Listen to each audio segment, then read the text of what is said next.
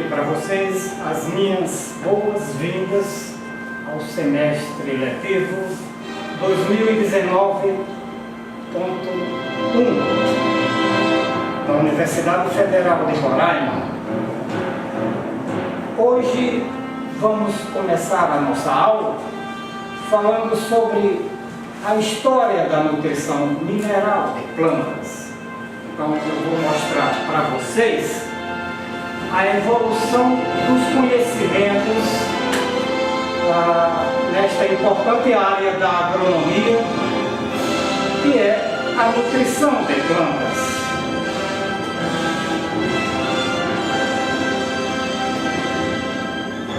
Vamos falar um pouco, primeiramente, sobre a revolução agrícola. Na minha opinião, a nutrição de plantas, os conhecimentos nesta área, começaram com a própria agricultura. No início, o Homo sapiens se alimentava através do sistema de caça e coleta, ou seja, ele caçava os animais selvagens para se alimentar e coletava também grãos e plantas para completar a sua dieta. Então, era o estilo de vida adotado pelos nossos ancestrais, que perdurou por milhões de anos. Nós chamamos era paleolítica. Os historiadores colocam que foi mais ou menos 2,5 milhões de anos que o Homo sapiens, depois de dizimar os seus parentes, os outros gêneros, aliás, as outras espécies do gênero Homo, porque se vocês não sabem, nós tínhamos 5 espécies que foram registradas pelos paleontólogos. Uma delas foi o Homo de Neanderthalis, o Homo erectus, tinha mais outras que eu não lembro no momento. Eu sei que no final prevaleceu o Homo sapiens, que viveu sob esse sistema, esse estilo de vida, por mais ou menos 2,5 milhões de anos. Então, chegou um momento, mais ou menos no período neolítico, que eles perceberam que podiam domesticar plantas e animais. Isto é, o início da agricultura, que ocorreu há mais ou menos 12.000 anos atrás.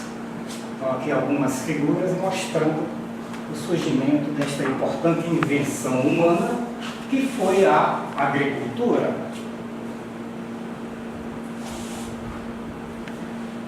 Aqui mais outra gravura mostrando o estilo de vida dos nossos antepassados.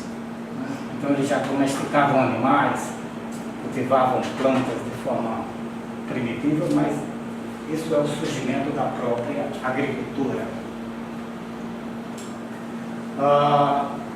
Então a gente pergunta para vocês: a agricultura foi a maior invenção de todos os tempos ou foi a maior fraude da história? Um dos estudiosos nessa área, o famoso Yuval Noah Harari, com seu best-seller chamado Sapiens, Uma Breve História da Humanidade, ele coloca que a agricultura foi uma fraude, foi uma fantasia, quer dizer, uma armadilha, porque os homens, os nossos ancestrais, viviam muito bem caçando e coletando. Eles eram felizes e não sabiam. Então, eles tinham um estilo de vida altamente sustentável. A sua dieta era diversificada, eles consumiam todas as proteínas, vitaminas, minerais que precisavam com esse estilo de vida. De repente, alguém percebeu que podia domesticar as plantas, colocar uma semente no solo e cultivar até produção de grãos ou frutos. Foi isso o início da agricultura. Com isso começaram a surgir as comunidades maiores, eles começaram a se juntar, formar as vilas, as cidades, e ficaram dependentes das plantas. Então esse autor, inclusive, diz que o homem não domesticou as plantas, e sim o contrário, as plantas que domesticaram o homem. Ele coloca, inclusive, domesticar vem de uma palavra latina chamada domus, que significa casa. Então não são as plantas que vivem em casas, são os seres humanos. Então ele ficou dependente das plantas, eles passaram a cultivar as plantas de sol a sol, todos os dias do ano, todas as horas do dia, se dedicando àquelas plantas. Então eles ficaram sedentários e perderam muitas de suas características. Por exemplo, a estrutura óssea e outras características ficaram altamente comprometidas com esse novo estilo de vida sedentário, ou seja, eles podiam subir montanhas, árvores, tranquilamente caçando animais, perderam todas essas habilidades, e com essa dieta diversificada do Paleolítico, eles tinham todas as suas necessidades nutricionais satisfeitas. Alguns autores, inclusive, dizem que esse modo de vida mais sedentário, baseado na agricultura, na formação das casas, vilas, cidades, é um estilo, pelo menos por muito tempo, foi um estilo muito mais perigoso para o próprio homem do que o estilo anterior de caça e coleta. Por causa das doenças, eles ficavam dependentes das plantas. Por exemplo, se houvesse uma catástrofe, uma doença altamente agressiva que dizimasse as plantas, eles ficavam sem comer e morriam, porque perderam a habilidade de caçar e coletar. Então eles ficaram totalmente dependentes das plantas. E alguns colocam como a maior invenção de todos os tempos, porque foi através da agricultura que todas as outras, os outros progressos começaram a surgir. Então as cidades começaram a se formar, as pessoas começaram a se organizar em sociedades, as leis foram estabelecidas. Então tudo isso começou quer dizer, foi um sistema. A agricultura foi um sistema que tornou o homem, digamos, mais racional, mais civilizado, muitas outras características boas surgiram a partir da agricultura. Ou seja, o Harari, esse autor desse best-seller, coloca uma coisa extremamente que vai contra tudo que os grandes teóricos aí dessa área de antropologia falam, que a agricultura foi a maior invenção de todos os tempos, porque permitiu todo esse progresso. Mas o Harari coloca que o homem pode ter evoluído como espécie. Hoje nós somos quase 8 bilhões de habitantes no planeta. Isso só foi conquistado, essa população tão elevada, por causa dessa revolução agrícola. Começou lá no Neolítico. Mas, na verdade, nós ganhamos como espécie, mas perdemos como indivíduos. Ou seja, como indivíduos, nós perdemos aquelas características, eu falei no início, saudáveis. Nós éramos muito mais saudáveis e ágeis por causa da nossa dieta, que era muito mais diversificada. Era uma vida aparentemente mais perigosa, mas era menos perigosa, inclusive, do que a atividade agrícola, quer dizer, o sistema baseado na agricultura. Então, todas essas características foram perdidas com o estabelecimento da agricultura. Só dar uma pergunta para fazer. Mas sim, pode. É só uma curiosidade. O senhor não acha que se não tivesse ocorrido todo esse esse desenvolvimento, que você fala, essa revolução, não teria sido todos esses suprimentos que eles conseguiram como caça, não teriam sido esgotados, teria sido dizimado da mesma forma?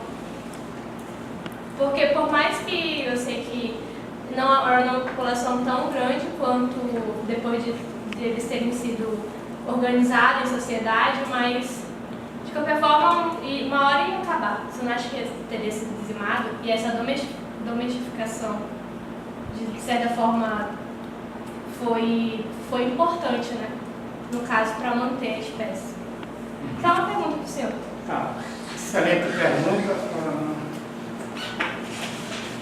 Veja bem, eles viveram nesse sistema por mais de 2 milhões de anos nesse sistema de caça e coleta.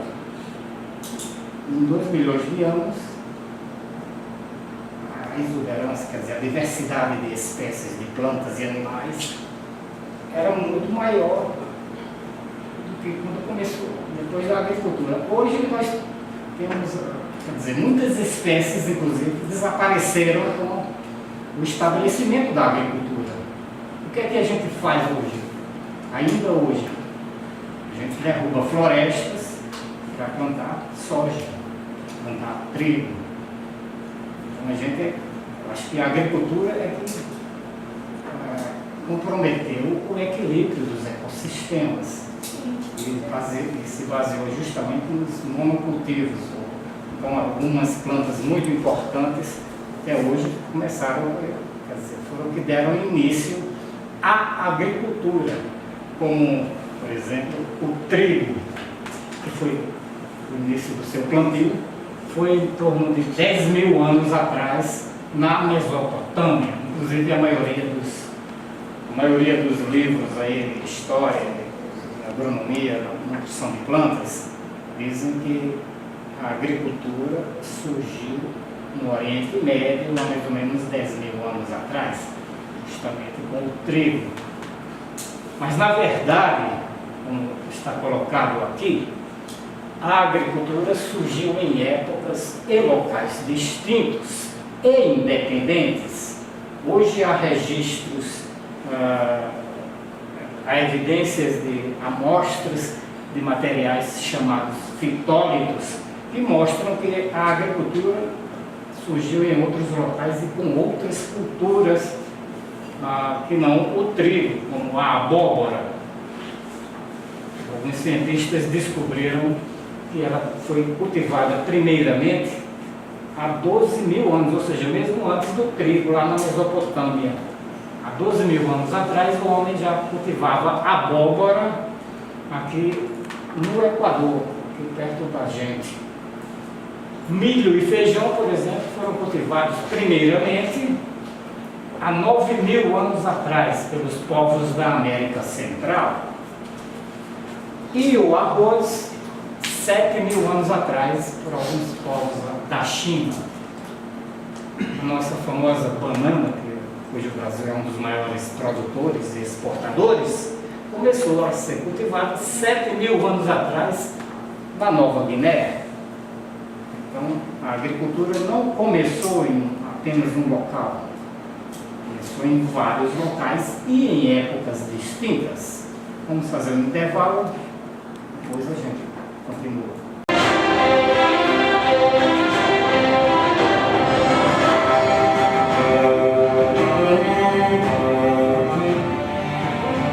Como a gente vê nesse recorte de jornal, alguns anos atrás, a Folha Ciência, uma coluna lá da Folha de São Paulo, publicou uma importante descoberta de uns arqueólogos que encontraram cristais fossilizados de frutos de abóbora, que nós chamamos de fitólitos, e dataram esse material. Ele tinha mais ou menos 12 mil anos. Então eles descobriram que a América pode ter a agricultura mais velha, ou seja, se a gente for considerar o início da agricultura, se a primeira planta cultivada e domesticada, talvez essa seja a mais antiga, ou seja, começou aqui na América Central. Então eles encontraram cristais de abóboras domesticadas no Equador, que sugerem então que essa técnica, ou seja, a agricultura, surgiu entre 10 e 12 mil anos atrás aqui nas Américas. Então a gente vê que o surgimento da agricultura, a instalação de sistemas agrícolas, não necessariamente significa que essas localidades, essas regiões onde a agricultura surgiu, né, vão se desenvolver e progredir, atingir níveis elevados de desenvolvimento. Por exemplo, aqui a gente sabe que a América Central, muitos países da América do Sul, inclusive, não são os mais desenvolvidos do mundo. Ou seja, a agricultura surgiu aqui, mas o desenvolvimento tecnológico não acompanhou, como ocorreu na Europa, em algumas regiões da Ásia. Ou seja, a agricultura resultou em um estupendo, em um imenso progresso posterior das civilizações, das tecnologias que surgiram, foram decorrência principalmente dos sistemas agrícolas que se instalaram inicialmente e depois resultaram em todo esse progresso que a gente vem falando. Aqui nós temos outros materiais que mostram outras situações onde a agricultura surgiu. Eu falei que a banana foi primeiramente cultivada na Nova Guiné. Então é um conjunto de ilhas chamado Papua Nova Guiné, fica aqui ao norte da Austrália. Então os povos daqui foram os primeiros a cultivarem racionalmente a banana.